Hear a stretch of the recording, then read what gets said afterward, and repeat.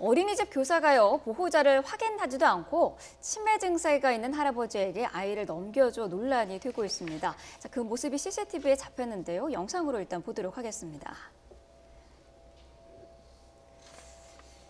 네, 자, 할아버지가 아이의 손을 잡고 횡단보도를 건너는 모습인데요. 자, 불편한 몸인 것 같은데 지팡이를 쥔 손에 어린이집 가방까지 들고 아이가 다칠까 봐 차가 오는지도 꼼꼼히 살피는 모습입니다.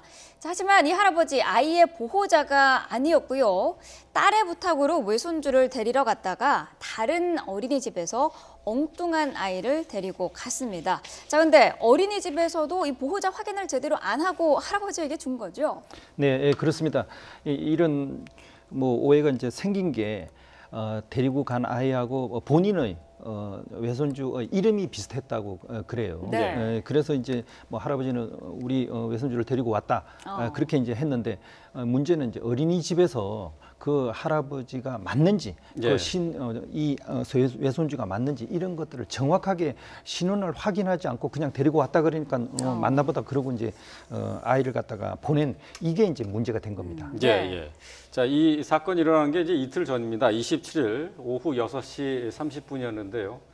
광양에 있는 어린이집에서 일어난 사건인데, 자, 이 70대 노인이 아이를 데려가고 나중에 이제 그 확인이 돼서 경찰에 입건이 됐죠, 이분은. 그러니까 이게 이제 신고가 되니까 그 입건이라는 거는 이제 신고가 되고 접수 받으면 입건은 되는데 그렇다고 해서 꼭 처벌이 되는 거는 아니에요. 이 가족들도 몰랐다고 하는데 알고 보니까 이 할아버지께서 치매 증세를 갖고 있다고 그래요. 그래서 이거는 저는 처벌할 문제는 아닌 걸로 보이는데 저는 좀 저 아이가 평온하게 지금 손잡혀서 따라가잖아요. 그러니까 이런 어린애가 지금 저 아이가 한국 나이로 4세 정도 될 것 같은데 절에서 어린이 유괴 같은 게 쉬울 수가 있는 거예요.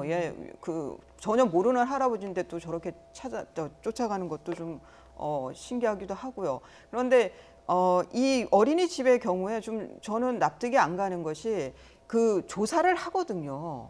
아이를 인계하는 1순위는 누구고 2순위는 누구고 그래서 이게 바뀌었을 때는 미리 전화를 하지 않으면은 인계를 하지 않는데 이 어린이집에서 굉장히 주의 의무를 아주 등한시했던 걸로 보입니다. 원칙은 그렇게 돼 있지만은 실제 현장에서는 그렇게 이루어지지 않는 경우가 다반사라고 봐야 되지 않아요? 제가 아이 키우던 어린이집에서는 굉장히 철저했나요? 까다로웠습니다. 그래요? 예. 특히나 남자가 와서 아이를 데려갈 때는 굉장히 확인을 많이 했고요. 아마 할아버지다 보니까 그리고 아이도 별 거부감 없이 손이 잡혀서 가니까 어린이집에서 별 의심을 안 했던 것 같은데 그래도 언제나 원칙은 원칙대로 해야 된다는 거죠. 그러니까 만약에 이제 아이의 그 보호자가 직접 아이를 데리러 가지 못하는 이런 상황이 되면 미리 어린이집에 연락을 해야 됩니다. 그래서 내가 가지 못하는 대신에 그 어머님이나 아니면 아버님이 데려갈 테니까 우리 아이를 갖다 잘 보내주세요. 이렇게 하고 우리 아버님의 조남은 누구고 그걸 갖다 한번 확인해 보시라고 이런 정보를 주고 미리 다른 사람이 데리러 간다는 사실을 어린이집에 좀 알리는 게 필요했고요. 그리고 아무리 그런 어떤 이야기를 하지 않았다 하더라도 어린이집에서는 그 의심이 날 때 반드시 보호자에게 전화를 해서 확인하는 그런 좀 절차가 필요했다고 생각합니다. 말씀하신 것처럼 어린이집이 보호자 확인을 허술하게 한 것이 아니냐라는 논란이 커지고 있습니다. 경찰의 이야기 들어보겠습니다. 외손주 이름하고 그 피해자 이름하고 거의 비슷했습니다. 근데 이제 어린이집에서는 그 좀 비슷한 어린이를 할아버지가 데리러 오니까 그냥 그 어린이인 줄 알고 내보냈는데 어린이집은 딱히 이런 일로 처벌하고 그런 규정이 없고요. 부모한테 인계할 때는 인적사항을 반드시 확인하고 그렇게 해야지만. 어린이집은 딱히 처벌 규정이 없다라고 이야기를 했는데 이번 사건 같은 경우에는 납치 의도가 없어서 다행입니다만 납치 의도를 가지고 이렇게 접근을 해도 어떻게 막을 방법이 없다라는 얘기거든요.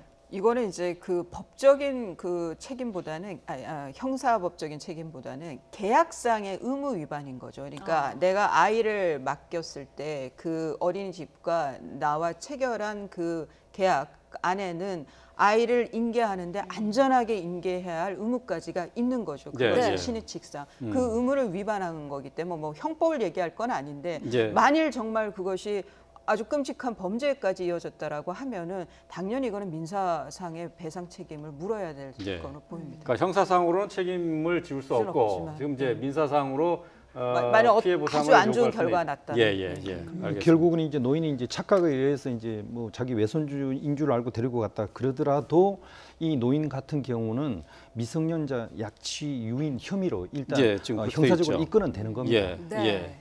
그러니까 미성년자 약취, 그 납치라는 얘기인데 말이죠. 예, 근데 그 납치는 고의범만 처벌할 수 있지 이런 과실범을 처벌한 규정은 아, 그러니까 없거든요. 그게 예, 이제 예. 착오가 근데 있었다는 참 재미있는 거, 뭐 재밌다고 얘기하기는 좀 뭐 무리가 있을지 모르겠습니다만은 이 어린 아이도 지금 그 할아버지를 모르는 할아버지를 따라가서 거기서 그 집에서 30분 동안 있으면서 아무런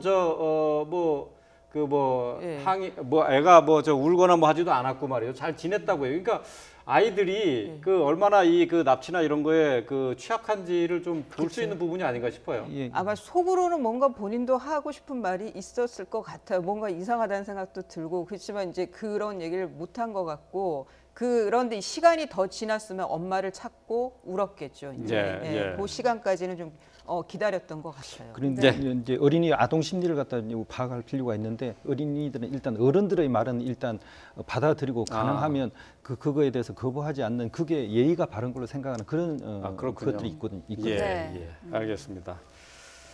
예, 사건 사고 함께 짚어봤습니다. 곽대경 동국대 경찰사법대학 교수 이수희 변호사와 함께했습니다. 고맙습니다. 고맙습니다. 감사합니다.